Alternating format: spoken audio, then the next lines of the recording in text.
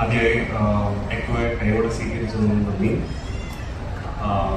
എപ്പോഴും ഒരു ടൈറ്റിൽ, ഒരു പെർഫെക്റ്റ് ടൈറ്റിൽ അലയിച്ച് കിട്ടുക എന്ന് പറഞ്ഞാൽ ഭയങ്കര ഒരു ആസ് എ ഫിലിം മേക്കർ ഭയങ്കര ഒരു ടഫ് പ്രോസസ്സാണ്. എന്ന് പറഞ്ഞാൽ ഇന്നത്തെ കാലഘട്ടത്തിൽ ഒരു ടൈറ്റിൽ തന്നെ ഒരു നമ്മൾ ഓഡിയൻസ് ബുക്ക് ചെയ്യണം. ആക്ച്വലി ആ ഒരു ടൈറ്റിൽ തന്നെ അവർക്കൊരു വ്യത്യസ്തത കിട്ടണം. എന്നാൽ കൂടെയാണ് നെക്സ്റ്റ് ലെവലിലേക്ക്, നെക്സ്റ്റ് ഒരു പോസ്റ്ററിലേക്ക് ആ പടത്തിലേക്കോ കയറാൻ പറ്റുള്ളൂ എന്ന് വിശ്വസിക്കുന്നു.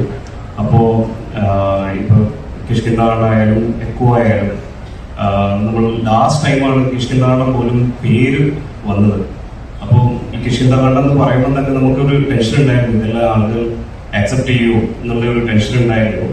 പക്ഷെ ഇപ്പോഴത്തെ ഓഡിയൻസ് എന്ന് പറഞ്ഞ പ്രേക്ഷകർ എന്ന് പറഞ്ഞാൽ നമ്മളെക്കാളും മുന്നിലാണെന്നുള്ള ഒരു ബോധ്യമുള്ളത് കൊണ്ട് നമ്മൾ ആ റിസ്ക് ഏറ്റെടുത്തു. അതേപോലെ എക്കോ ഒരു ഇംഗ്ലീഷ് നെയിമാണ്.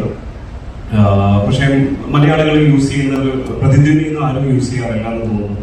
അത് എക്കോ തന്നെ യൂസ് ചെയ്യുന്നത് കൊണ്ട് അതിലും ഒരു വ്യത്യസ്തത തോന്നി. ധൈര്യത്തോടെയാണ് ചാലഞ്ച് ഏറ്റെടുത്തത്.